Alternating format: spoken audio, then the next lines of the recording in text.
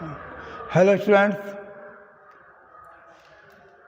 I wish that you will be happy. Now we study about plant tissue. Dear students, आपने को जैसे मैंने पहले मार्फोलॉजी पढ़ाया था प्लांट की, तो मार्फोलॉजी का चैप्टर कंप्लीट हो गया था। आज शुरू होता है उसका एनाटॉमी। एनाटॉमी मतलब उसकी प्लांट की इंटरनल स्ट्रक्चर, अंदर से किस प्रकार का होता है। तो इसके लिए हमें पहले टिश्यू का अध्ययन करना होगा, क्या क्या टिश्यू प्लांट्स में होते हैं। तो पहली चीज़ में केवल प्लांट टिश्यू है पहले इस वीडियो में। अगली वीडियो में आपको internal stem, internal roots, internal leaf ये आ जाएंगे। आज पहले देखते हैं हम प्लांट टिश्यू के बारे में कि प्लांट्स में कौन कौन से टिश्यू होते हैं। तो ज़रा ध्यान देंगे वीडियो को, लेकिन जितना आप वीडियो को ध्यान से देखेंगे अच्छा समझ में आएगा। खाली पीडीएफ के चक्कर में ना पड़ें, क्योंकि पीडीएफ तो लिंक मिल ही जाएगा, लेकिन वीडियो से बहुत अच्छा समझ में आता है। वीडियो जितना देखेंगे, एक बार नहीं 2 बार देखो, बार बार देखो, तो आपको उसमें अच्छा समझ में आ जाएगा, क्योंकि यहाँ समझाया जाता है उसमें केवल लिखा होता है। तो इस बात का ध्यान दें। तो पहली बात आती है कि टिश्यू क्या होता है, किसको कहते हैं। टिश्यू टॉपिक है प्लांट टिश्यू। तो टिश्यू किसको कहते हैं, यानी कि ऊतक क्या है। ये ऊतक सेल्स के ऐसे समूह हैं जिनकी उत्पत्ति यानी कि और संरचना तथा कार्यों में समानता होती है। सेल्स का ऐसा ग्रुप जिनकी उत्पत्ति, संरचना और कार्यों में समानता हो, उसे हम टिश्यू कहते हैं या ऊतक कहते हैं। क्योंकि प्लांट हर जीव की जो मौलिक इकाई है वो सेल होती है। तो सेल से सेलों को मिलाकर बना टिश्यू। तो हम टिश्यू के बारे में सोचते पढ़ते हैं। तो ये टिश्यू जो प्लांट्स के हैं, ये टिश्यू 2 टाइप के होते हैं प्लांट्स के टिश्यू। प्लांट टिश्यू जो आपको मैंने बताया, ये टिश्यू की परिभाषा आपको बता दी कि टिश्यू ऐसा सेल्स का ऐसा ग्रुप जो उत्पत्ति, संरचना और कार्यों में समानता रखता हो, उसे हम टिश्यू कहते हैं। तो प्लांट में टिश्यू 2 टाइप के टिश्यू में बांटा गया है, एक मेरिस्टेमेटिक टिश्यू और दूसरे परमानेंट टिश्यू।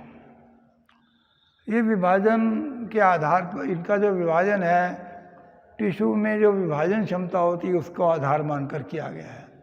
यदि टिश्यू की सेल्स लगातार विभाजित हो रही हैं, उनमें विभाजन की क्षमता है, वो डिवाइड बार बार हो रही हूँ, तो ऐसे टिश्यू मेरिस्टेमेटिक टिश्यू कहलाते हैं। जिस टिश्यू में सेल्स में विभाजन की क्षमता होती है, सेल्स लगातार डिवाइड होती चली जाती हैं, उसको हम मेरिस्टेमेटिक टिश्यू कहते हैं। और जिन टिश्यू के अंदर विभाजन की क्षमता नहीं होती, विभाजन की क्षमता समाप्त हो जाती है, वो अपने कार्यों के लिए स्पेशलाइज्ड हो जाते हैं, वो टिश्यू परमानेंट टिश्यू होते हैं।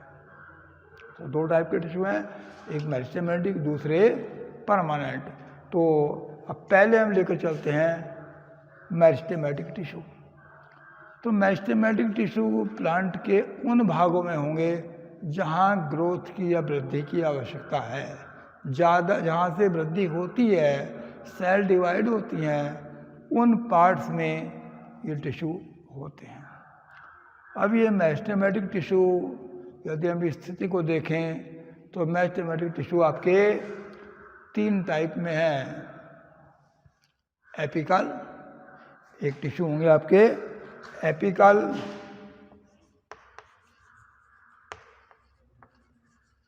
और दूसरे होते हैं आपके फर्स्ट एपिकल, एक होंगे इंटरकलरी,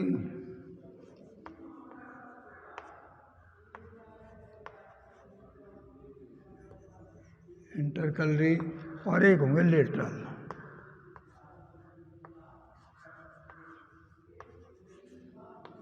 तीन प्रकार के ये टिश्यू हैं एपिकल, जो मेरिस्टेमेटिक हैं, एक एपिकल, दूसरे इंटरकलरी और तीसरे लेटरल। अब एक एक को लेकर चलते हैं हम। पहला हमारा एपिकल टिश्यू आता है। तो एपिकल टिश्यू का नाम ही एपिकल, यानी कि जो एपेक्स पर होता है, जो टिश्यू कहाँ होगा, एपेक्स पर होगा, उसे एपिकल टिश्यू कहेंगे। इसमें बहुत तेज़ी से विभाजन होता है सेल्स में, और इसके कारण प्लांट की पार्ट्स जो होते हैं उनकी लंबाई बढ़ती है। प्लांट्स के पार्ट्स की लंबाई में वृद्धि होगी तो ये एपिकल टिश्यू या तो स्टेम के टॉप्स पर होंगे, जैसे स्टेम है इसके टॉप पर हो गए, जो ब्रांचेज होंगी उनके टॉप पर आ जाएंगे, जैसे रूट्स हैं इनके टॉप पर होंगे, रूट्स के टॉप पर होंगे। तो ये टॉप के जो टिश्यू हैं ये एपिकल टिश्यू कहलाते हैं। इसमें हम ध्यान दें कि जो एपिकल टिश्यू है, मैंने थोड़ा आपको चित्र दिया है, ये दो जगह का, इसको ध्यान से समझें। ये तो है रूट का, जो रूट के अपेक्स पर है, ये है जो स्टेम के अपेक्स पर है। रूट के अपेक्स पर जो रूट पार्ट है, इसके जो एंड पार्ट है, यहाँ पर ये टिश्यू होता है, तो ये रूट्स का दिया हुआ है। तो ये जो आपका पार्ट है यहाँ पर बीच में होता है ये सेंट्रल सिलेंडर, और इस सेंट्रल सिलेंडर के नीचे एक टिश्यू मेरिस्टेमेटिक टिश्यू है, तो इसको बोलते हैं हम रूट अपेक्स। जहाँ से रूट शुरू होती है रूट अपेक्स कहलाता है। और रूट अपेक्स तो यहाँ पर जो ऊतक होंगे, टिश्यू होगा, ये मेरिस्टेमेटिक टिश्यू होगा यहाँ पर, इससे रूट का निर्माण होगा, रूट लंबाई में बचेगी। इसी के ठीक नीचे, इसी से ये ऊपर को बनाएगा सेंट्रल सिलेंडर, नीचे को ये बनाएगा, यहाँ से शुरू होती है रूट कैप, रूट बनेगी नीचे को, ये रूट कैप होगा, रूट कैप का स्टार्टिंग है, नीचे को रूट कैप बन जाएगा। तो ये रूट कैप का स्टार्टिंग है यहाँ, इसके बाद प्रोटोडर्म बनाएगा। तो इस प्रकार से ये जो आपका रूट अपेक्स है ये सेल्स बना देगा। दूसरा होता है स्टेम अपेक्स। स्टेम अपेक्स जो टिश्यू होता है, ये टिश्यू यहाँ होता है स्टेम के शीर्ष पर, टॉप पर होगा, ये स्टेम अपेक्स कहलाएगा। तो इससे जो तने का ऊपरी भाग है या शाखाओं के ऊपरी भाग हैं उनकी लंबाई बढ़ेगी।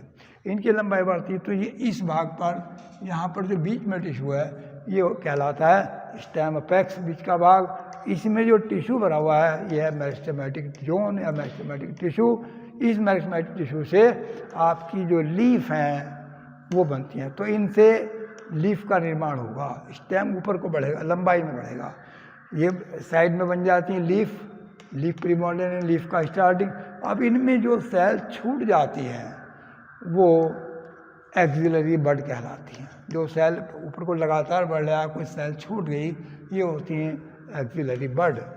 और साइड में ये लीफ प्रिमोर्डियल, इनसे लीफ का निर्माण हो जाएगा, और बाकी ये तने की लंबाई बढ़ रही है और बाकी तना नीचे हो रहा है। तो ये आता आपका इसका अपेक्स के जो टिश्यू हैं या एपिकल टिश्यू का ये वर्णन होता है। दूसरे होते हैं इंटरकलरी टिश्यू। तो इंटरकलरी टिश्यू वो होते हैं जो परमानेंट टिश्यू के बीच बीच में होते हैं, जगह जगह पर होते हैं।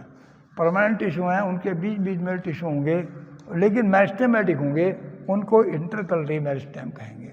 तो ये इंटरकलरी मेरिस्टेम, इनके द्वारा क्या होता है, इनसे ज़्यादातर ये घास कुल के पौधों में, घासों में होते हैं, यानी कि जो प्लांट के जो पार्ट जो खाए जाते हैं, पशु चर लेते हैं, तो उससे जो पार्ट बचा हुआ पार्ट है उसी से बाकी पार्ट का रीजनरेशन हो जाता है, पार्ट नए पार्ट्स बन जाते हैं। क्योंकि मेरिस्टेम है, मेरिस्टेम विभाजन की क्षमता है, तो ये इंटरकलरी मेरिस्टेम उससे प्लांट का पूरा पार्ट बना देते हैं, आगे को शाखाएँ वगैरह बना देते हैं। तो इंटरकलरी मेरिस्टेम होते हैं, कहाँ हुए, परमानेंट टिश्यू के बीच बीच में होते हैं।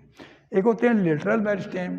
लेटरल मेरिस्टेम ये सिलेंडर का निर्माण करते हैं, ये लेटरल साइड में होते हैं, बीच में होते हैं, रिंग में होते हैं, इस तरह होते हैं जैसे ये रूट या स्टेम है, इसके बीच बीच में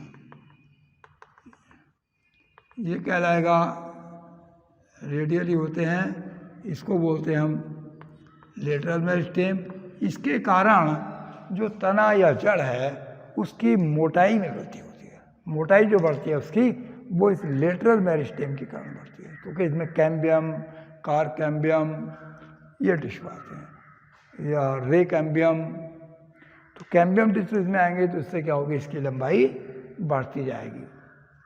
अब ये तो रहे आपके मेरिस्टेमेटिक टिश्यू। अब इसके बाद लेते हैं हम परमानेंट टिश्यू।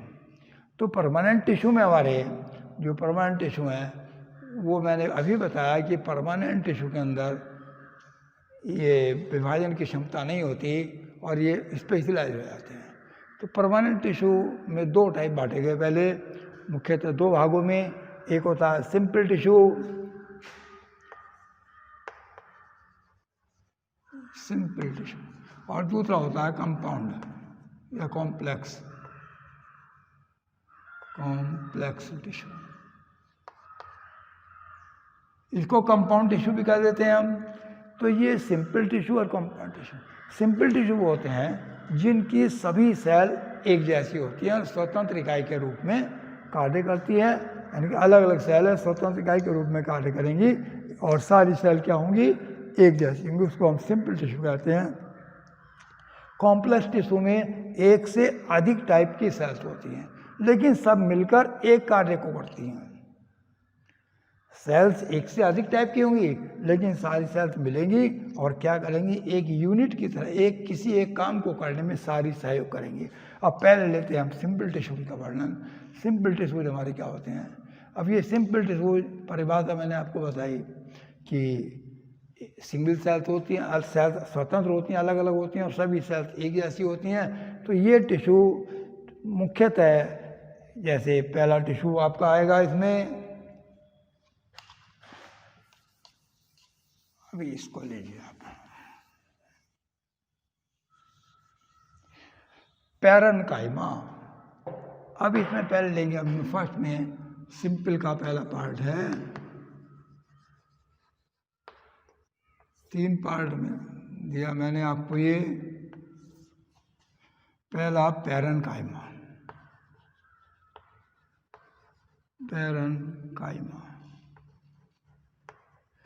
पैरेन्काइमा टिश्यू है। इसकी जो सेल्स होती हैं वो सब जीवित होती हैं, सारी सेल्स जीवित होंगी और सेल वॉल पतली होगी, सेल्यूलोज की बनी हुई होगी, पतली है, सेल्यूलोज की है, साइटोप्लाज्म अधिक है, न्यूक्लियस उपस्थित है और इनके बीच बीच में इंटरकलरी स्पेस होते हैं, बीच बीच में स्थान होंगे। तो ये कार्य करेंगे या तो फोटोसिंथेसिस और स्टोरेज का कार्य करेंगे। तो इसको इस तरह ले लेते हैं हम। ये टिश्यू सेल्स का आकार ये आपका गोलाकार हो सकती हैं, अंडाकार हो सकती हैं, बहुभुजी हो सकती है, इस तरह की सेल्स हैं। तो ये ऐसे सेल्स होंगी आपकी। तो साइटोप्लाज्म इसमें जगह जगह पर विशेषता ये है कि इंटरकलरी स्पेस होंगे, ये बीच बीच में जगह जगह पर खाली स्थान होंगे, इनको बोलते हैं इंटरकलरी स्पेस। ये जरूरी नहीं कि हों, लेकिन यदि सेल गोलाकार या अंडाकार हैं तब ये स्पेस होंगे, और गोलाकार अंडाकार नहीं बहुभुजी हैं तो ये स्पेस नहीं होंगे। तो ये आपका रहा पैरेन्काइमा। दूसरा होता है कोलेनकाइमा।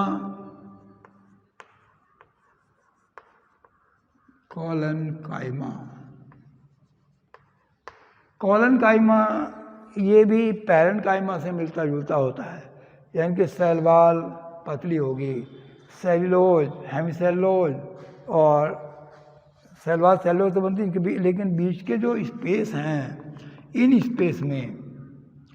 स्पेस के अंदर सेल्यूलोज, हेमिसेल्यूलोज या फिर पैक्टिन जमा हो जाता है। तो इसके अंदर स्पेस नहीं रहेंगे, कोनों में ये पदार्थ जमा हो जाएंगे। बाकी सेल वॉल तो वही पतली होंगी और साइटोप्लाज्म घना होगा, जीवित होंगी सेल्स। सेल वॉल पतली, साइटोप्लाज्म अधिक, न्यूक्लियस उपस्थित, ये सब इसके अंदर लक्षण होंगे। और सेल वॉल सेल्यूलोज की बनी होगी। तो इस तरह से इनमें क्लोरोप्लास्ट भी होते हैं, जिससे ये क्या करते हैं, भोजन का एसिमिलेशन करते हैं, स्वांगीकरण करते हैं। तो इनकी रचना लें तो ये हमारा इस तरह से हो जाएगा। आकार इनका भी पैरेन्काइमा जैसा है, लेकिन इनके स्पेसेज में कुछ पदार्थ जमा हो जाएंगे। ये स्पेस ये कोने इसके भर जाएंगे, खाली स्थान दिखाई नहीं देगा। ध्यान दीजिए, इनके जो कोने हैं ये भर जाएंगे। क्या जमा हो गया इसके अंदर? Cellulose, hemicellulose, pectin. तो इनके जमा होने से स्थान भर जाएंगे और ये जो सेल होती हैं ये यांत्रिक सपोर्ट करती हैं और भोजन बनाने का काम भी करती हैं। जो यंग स्टेम होता है या यंग पार्ट होता है उसमें ये सेल्स पाई जाती हैं, उसको सपोर्ट देंगी ताकि वो मजबूती आ जाए और बाकी काम भोजन का। और एक ये होता है आपका स्केलेटन कायमा, स्केलेटन कायमा, स्केलेटन कायमा सेल। ये जो सेल्स होती हैं स्केलेटन कायमा, ये पहले तो लिव होती हैं, यानी कि पहले जीवित हैं, लेकिन बाद में ये सेल जल्दी ही डेड हो जाती हैं और अपने कार्य को करती रहती हैं। तो स्केलेटन कायमा सेल, इनके अंदर जो सेल हैं प्राय कुछ समय बाद डेड हो जाएंगी, यानी इनका प्रोटोप्लाज्म सूख जाएगा, न्यूक्लियस इनका नष्ट हो जाएगा और इनकी जो सेल वॉल है उसमें लिग्निन जमा हो जाएगा। लिग्निन जमा होने के कारण ऐसा होता है, जो लिग्निफाइड हो जाएंगी इनकी, और इसकी जो अंदर की जो ल्यूमेन है वो यानी कि कैविटी है वो छोटी हो जाएगी। तो ये स्केलेटन कायमा सेल्स, इसको दो टाइप में आ जाती है ये। तो स्केलेटन कायमा सेल्स में एक तो आपका आ जाता है स्केलेरिड और होता है इसके फाइबर, एक फाइबर हो जाएंगे और एक स्केलेरिड, स्केलेरिड दो चीज हो जाएंगी, फाइबर और स्केलेरिड। फाइबर जो होते हैं वो इस तरह हो जाएंगे, ल्यूमेन पतली होगी और बाहर की वाल मोटी होगी, न्यूक्लियस नहीं होगा तो इसकी ल्यूमेन ये छोटी रह जाएगी, किनारे पतले होंगे, इसको बोलते हैं हम फाइबर। और एक होते हैं इसके स्केलेरिड। स्केलेरिड ये गोलाकार या अंडाकार होते हैं या फिर बेलनाकार होते हैं। तो स्केलेरिड में ल्यूमेन इनकी भी छोटी होगी, जगह जगह सेल वाल मोटी होगी, इसमें पिट्स हो जाते हैं और ये बाकी इसकी थिक सेल वाल हो जाती है।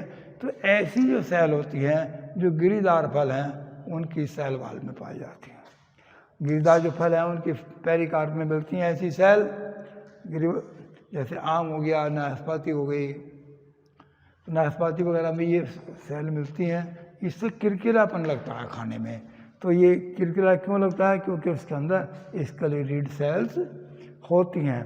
तो इस प्रकार ये आपके सिंपल टिश्यू कंप्लीट हो जाते हैं। सिंपल टिश्यू के बाद अब कंपाउंड टिश्यू हैं, तो थोड़ा कंपाउंड टिश्यू में देख लीजिए।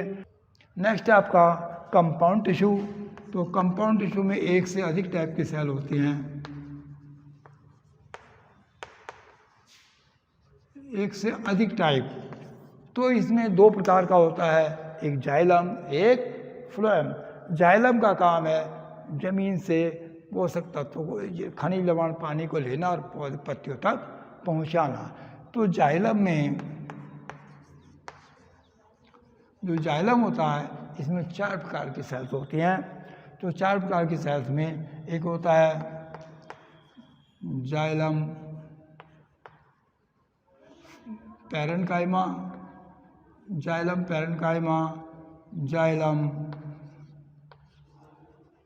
फाइबर और जाइलम ट्रैकीड। इसको ऐसे सीधे ट्रैकीड कह देंगे, ट्रैकीड। और एक वेसल्स। 4 प्रकार की सेल्स हैं, जाइलम पैरेन्काइमा और ये आपका फाइबर और ट्रैकीड और वेसल्स। इनमें केवल जाइलम पैरेन्काइमा सेल्स जीवित होती हैं और बाकी सेल ये सब डेड हो जाती हैं। पैरेन्काइमा की सेल्स जीवित हैं, इनकी सेल वाल में सेलुलोज की बनी होगी, जीवित होगी, साइटोप्लाज्म घना होगा। तो ये बाकी जैसे पैरेन्काइमा सेल्स होती हैं उसी प्रकार की सेल्स होती हैं। जाइलम फाइबर ये ठोस होते हैं और ठोस होते हैं, इनकी ल्यूमेन समाप्त हो जाती है, तो ये प्राय कठोर रहते हैं और सपोर्ट देते हैं। ट्रकीड होती हैं। ट्रकीड ये लंबी होती है, थोड़ा नुकीली, दोनों सिरों पर नुकीली होंगी ट्रकीड, और इनकी ल्यूमेन पतली होती है क्योंकि इनमें लिग्निन जमा हो जाता है, तो लिग्निन जमा होने से ये पतली हो जाती है इसकी अंदर की। ये संवहन करती है पानी का, तो ये होती है ट्रकीड। और ये एक होती हैं वेसल्स। वेसल्स की जो सेल होती हैं वो चौड़ी होती हैं और इसमें कई सेलों को मिलाकर एक ट्यूब जैसी रचना बन जाती है, तो वेसल सेल। जैसे एक वेसल तो होगी, दूसरी वेसल इसके नीचे आ जाए, एक के ऊपर एक जुड़ जाती हैं, ऐसे एक के ऊपर एक जुड़कर ये वेसल्स बन जाएंगी। तो इन वेसल्स से एक ट्यूब लाइक रचना बन जाएगी, ये पानी, खनिज लवण सबका अवशोषण करेंगी। तो कई सेल की बनी हुई है वेसल्स, इनकी जो हर सेल की चौड़ाई है वो लंबाई से कुछ अधिक होती है। तो ये आती है वेसल्स, ये ट्रैकीड हो गई, फाइबर मैंने बताया कि ठोस हो जाते हैं, और पैरेन्काइमा सामान्य पैरेन्काइमा की तरह होती हैं। एक होता है फ्लोएम टिश्यू, इसी का पार्ट दूसरा फ्लोएम टिश्यू। तो फ्लोएम टिश्यू, ये जो पत्तियों में भोजन तैयार हुआ, इस भोजन को पौधे के अन्य भागों में ले जाएंगे, ये होते हैं फ्लोएम टिश्यू, यानी कि जाइलम का विपरीत कार्य करेंगे। फ्लोएम टिश्यू में भी 4 प्रकार की सेल्स हैं। इसमें एक है सीव ट्यूब, 4 प्रकार की सेल्स हैं, सीव